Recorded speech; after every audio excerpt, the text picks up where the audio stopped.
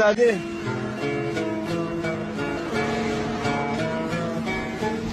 وای طولاش اینجا خدایا. وای خدا، وای خدا، خدایا چرا من امروز با این چیز مواجه کرد؟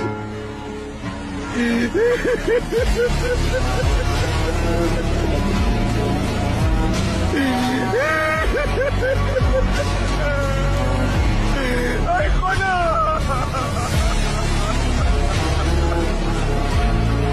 ای خدا دارم چی میکنم جنازه مادرشون.